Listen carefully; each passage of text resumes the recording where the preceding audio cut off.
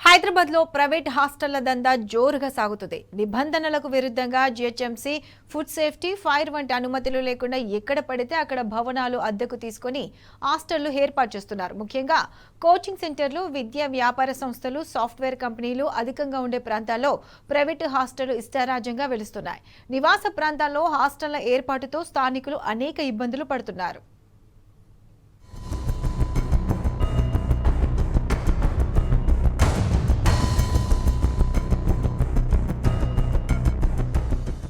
హైదరాబాద్ నగరంలో పుట్టగొడుగుల్లా private hostels పుట్టుకొస్తున్నాయి.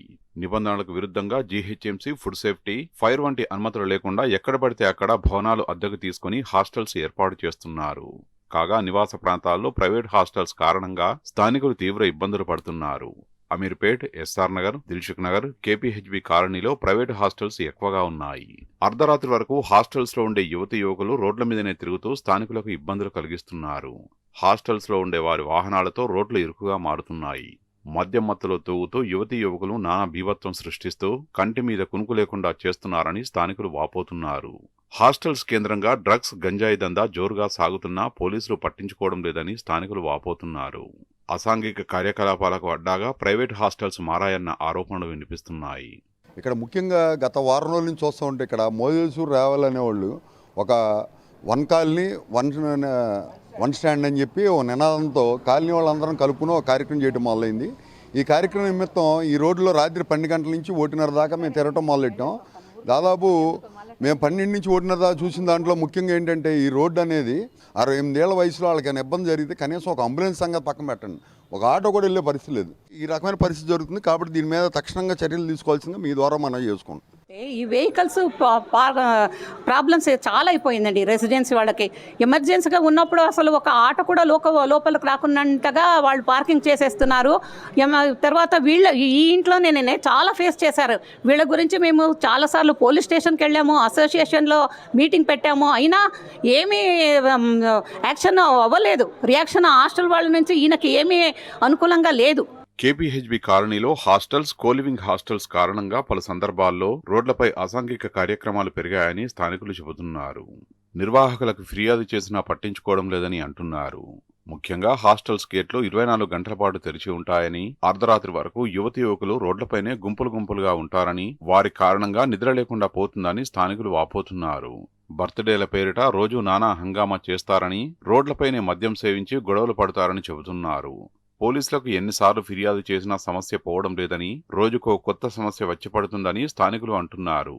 కేపీహెచ్బీలో వెలిసిన hostels అశ్లీల కార్యకలాపాలకు కేరాఫ్ అడ్రస్ గా మారుతున్నాయని, చిన్నపిల్లలతో బయటకు రావాలంటే భయపడే పరిస్థితి నెలకొన్నదని ఆవేదన వ్యక్తం చేస్తున్నారు.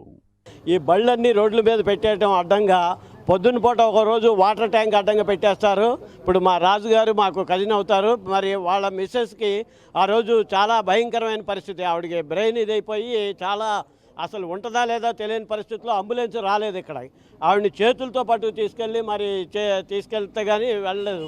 మరి అన్ని రోడ్ల మీద పడేసి పిల్లలందరూ ఇక్కడ కూర్చొని రాత్రిపూట బర్త్డే అయితే చాలండి 10 మంది చేరిపోయి పెద్ద పెద్ద సౌండ్లు, ఈ బర్త్ ఇచ్చేయటం వచ్చేయటం, ఎవరన్నా అడిగితే వాళ్ళ మీద రివర్స్కి వెళ్ళిపోతాం.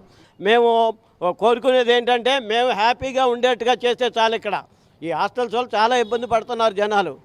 ఒక్క కేపీహెచ్బీ పరిధిలోనే 500కు పైగా హాస్టల్స్ పుట్టగొడుగుల్లా వెలిశాయి. ఇందులో చాలా వాటికి అనుమతి కూడా లేదన్న ఆరోపణలున్నాయి. సాధారణంగా ఒక హాస్టల్ నిర్వహించాలంటే జీహెచ్ఎంసీ, పోలీస్, ఫైర్ సేఫ్టీ తదితర శాఖల నుంచి విధిగా అనుమతులు తీసుకోవాల్సి ఉంటుంది.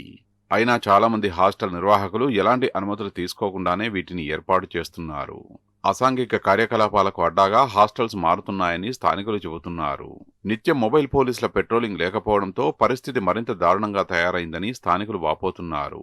అయితే త్వరలోనే హాస్టల్స్ లో కార్టన్ సెర్చ్ నిర్వహిస్తామంటున్నారు పోలీసులు. రూల్స్ పాటించని హాస్టల్స్ పై చర్యలు తీసుకుంటామని అంటున్నారు. అయితే ఫిర్యాదులు చేసిన ప్రతిసారి హడావిడి చేయడం, ఆపై ఇటువైపు పోలీసులు అధికారులు కన్నెత్తి చూడడం లేదని స్థానికులు ఆరోపిస్తున్నారు. మొన్న 2 నెలల కిందట నాకు క్లాట్ అయింది తలలో.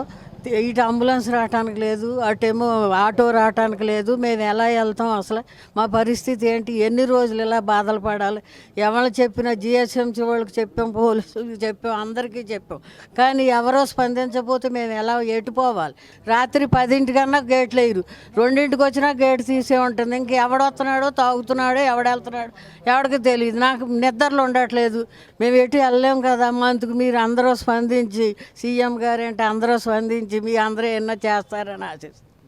ల్యాండ్ చిన్నదిగా ఉన్నా కూడా 6 ఫ్లోర్స్కి 7 ఫ్లోర్స్కి పర్మిషన్ ఇచ్చేసి దానికి సెల్లార్లో పార్కింగ్ పర్మిషన్ ఉందో లేదో చూడకుండా పర్మిషన్ ఇవ్వడం వల్ల పార్కింగ్ రోడ్డు మీద పెడుతున్నారు. దానివల్ల మాకు వచ్చే ఇబ్బంది అంతా ఇంత కాదు.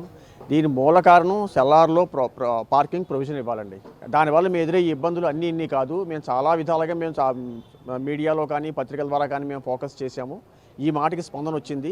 ఈ స్పందన ఇలాగే కొనసాగి మాకు కొంచెం ప్రశాంతమైన జీవితం గడిపేలా చేయాలని మిమ్మల్ని అందరూ మేము కోరుకుంటున్నాం. హాస్టల్స్ లో పరిమితి మించి ఉండడంతో నీళ్లు, డ్రైనేజీ వంటి మౌలిక సదుపాయాలపై తీవ్ర ప్రభావం చూపుతుందని స్థానికులు అంటున్నారు. రోడ్లపై పార్కింగ్ చేసే వాహనాలతో తీవ్రంగా ఇబ్బందులు పడుతున్నట్లు చెబుతున్నారు. పోలీసులు పట్టించుకోవడం లేదని ఆరోపిస్తున్నారు. అత్యవసర సమయాల్లో అంబులెన్సులు, ఆటోలు కూడా వచ్చే పరిస్థితి ఉండడం లేదంటున్నారు. స్థానిక పోలీసులు పెట్రోలింగ్ నిర్వహించకపోవడంతో హాస్టల్లో ఉండే యువకులు రెచ్చిపోతున్నారని, ఇదేమని అడిగితే గొడవలకు దిగుతున్నారని స్థానికులు వాపోతున్నారు. హాస్టల్ నిర్వాహకులకు చెప్పినా పట్టించుకోకపోవడంతో సోషల్ మీడియా వేదికగా పోరాటం చేస్తున్నట్లు చెప్పారు. ఇప్పుడు చుట్టూ హాస్టల్స్ వచ్చేసి మనకు చాలా ఇబ్బందులు పెడుతున్నారు. మేము అసోసియేషన్ ద్వారా చాలాసార్లు మన జిహెచ్ఎంసీకి వినిపించుకున్నాం, పోలీసు వారికి వినిపించుకున్నాం, గవర్నమెంట్ వారికి వినిపించుకున్నాం. మొత్తం అక్కడ హాస్టల్ దగ్గర ఉన్న మా ఇంటి చుట్టూ తెల్లవారులు మాట్లాడుతూనే ఉంటారు. గొడవ తాగేస్తారు, ఇంటి మీద సీసాలు వేస్తారు. రోడ్డు అంతా జిహెచ్ఎంసీ ఇది మాకు పార్కింగ్ రోడ్డు. అది మొత్తం ఒక మనిషి నడవటానికి కూడా ఉండదు. అలాగే ఇక్కడ అరుగోటు ఉంది. అక్కడ మా